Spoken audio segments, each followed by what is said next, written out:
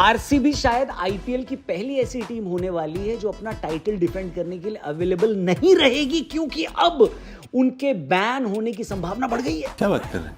Hello, मेरा नाम है रौनक, आप देख रहे हैं रणतंत्र। आरसीबी के विक्ट्री सेलिब्रेशन में जो भगदड़ हुई थी, जिसमें कई लोगों की जान चली गई थी, अब उस पर फैसला आया ये है कि ये भगदड़ आरसीबी की वजह से ही हुई है। और अब जब ऑफिशियल फैसला आ गया है तो लोगों का कहना है कि आरसीबी अगले कम से कम 2 साल आईपीएल से सस्पेंड कर दी जाएगी। असल में भगदड़ की जांच करने के लिए 2 लोगों की सेंट्रल एडमिनिस्ट्रेटिव ट्रिब्यूनल बनाई गई थी। इस ट्रिब्यूनल ने कल शाम को अपनी रिपोर्ट सबमिट करी है और पूरी जांच के बाद यह पाया गया है कि आरसीबी ही अपने जीत के सेलिब्रेशन में हुए हादसे की जिम्मेदार है और उनकी वजह से ही चिन्नास्वामी स्टेडियम के बाहर 3 से 5 लाख लोगों की भीड़ जमा हुई।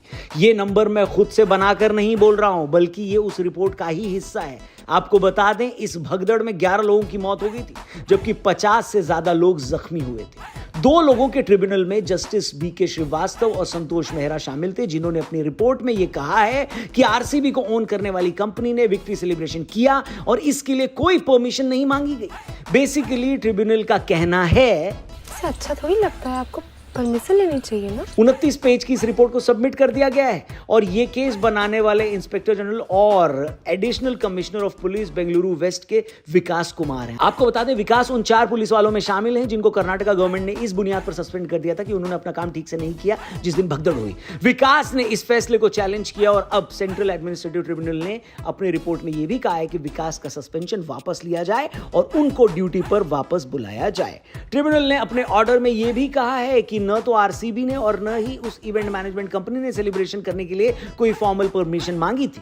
ट्रिब्यूनल ने साथ में यह भी बताया कि इस तरीके के इवेंट करने के लिए आपको controlling of assemblies and public procession order 2009 के तहत एक एप्लीकेशन 7 दिन पहले लगानी होती है। लेकिन यहां पर तो आरसीबी ने जीत के अगले ही दिन इस तरह की विक्ट्री सेलिब्रेशन कर ली और बिना कोई एप्लीकेशन दिए ये सब हुआ। हालांकि ऑर्डर में यह भी लिखा गया है कि जिस दिन आईपीएल का फाइनल था, उस दिन कर्नाटक स्टेट क्रिकेट एसोसिएशन के chief executive officer Shubhendu Ghosh ने डीएनए नेटवर्क के बिहाफ पर कबन पार्क पुलिस स्टेशन के इंस्पेक्टर को लिखित रूप में यह बताया था कि आज आरसीबी जीत जाती है तो हो सकता है कि कल स्टेडियम के आसपास विक्ट्री परेड हो, जो कि स्टेडियम के अंदर जाकर खत्म होगी। जो लोग बेंगलुरु नहीं गए हैं उनको बता दें कि चिन्नास्वामी स्टेडियम का थाना क्षेत्र कबन पार्क पुलिस स्टेशन में ही लगता है।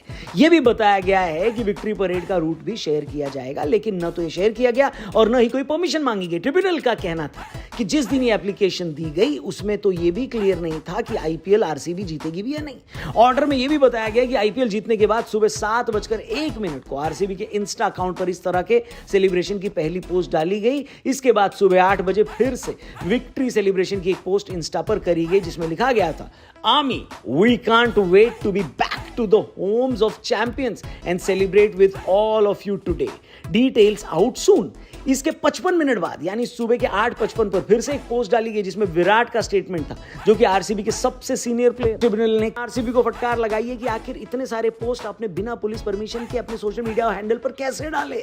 आरसीबी ने अपनी पोस्ट में यह तो लिखा था कि सभी फैंस पुलिस की गाइडलाइंस को फॉलो करें, लेकिन उन्होंने यह भी डाला था कि सेलिब्रेशन के लिए जो इवेंट हो रहा है उसके पास फ्री ऑफ कॉस्ट अवेलेबल होंगे, लेकिन एंट्री लिमिटेड होगी। ट्रिब्यूनल का कहना है कि इस वजह से चिन्नास्वामी के बाहर 3 लाख से ज्यादा लोग इकट्ठा हो गए, जबकि उनकी कैपेसिटी सिर्फ 35,000 की थी। ट्रिब्यूनल ने कहा है कि इस सेलिब्रेशन के पुलिस की कोई परमिशन नहीं ली गई, यानी पुलिस को क्लीन चिट दे दी गई है। और अगर मैं कोट करूं तो ऑर्डर में लिखा गया है कि पुलिस न तो भगवान है, न उनके पास कोई जादुई शक्तियां हैं और न ही उनके पास कोई अलादीन का चिराग जिनको घिसकर अपनी इच्छाएं पूरी कराई जा सकती हैं, यानी पुलिस को क्लीन चिट मिल गई है। यहां आपको यह बताना जरूरी है कि सेंट्रल एडमिनिस्ट्रेटिव ट्रिब्यूनल कोर्ट की तरह फैसला नहीं सुना सकती, लेकिन जांच करना, सबूत एग्जामिन करना और डिसीजन देना इनका फैसला होता है। इनके अलावा भी एक जांच कर्नाटका गवर्नमेंट इस भगदड़ पर कर रही है, जिसका फैसला आना भी बाकी है। लेकिन पुलिस को क्लीन चिट मिलने के बाद और आरसीबी को जिम्मेदार बताने के बाद अब आरसीबी पर संकट के बादल गहराते जा रहे हैं। आपको याद होगा, बीसीसीआई ने भी इसी तरीके का बयान दिया था भगदड़ के बाद कि हमको नहीं बताया गया था और न ही जिम्मेदारी थी हमारी इस तरीके की इवेंट कराने की।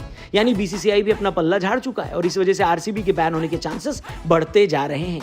आपका इस रिपोर्ट पर क्या कहना है? क्या आपको लगता है कि अगर गलती आरसीबी मैनेजमेंट की थी और पुलिस की नहीं थी, तो क्या आरसीबी को भी वैसे ही बैन कर देना चाहिए जैसे 2016-17 में चेन्नई और राजस्थान को किया गया था?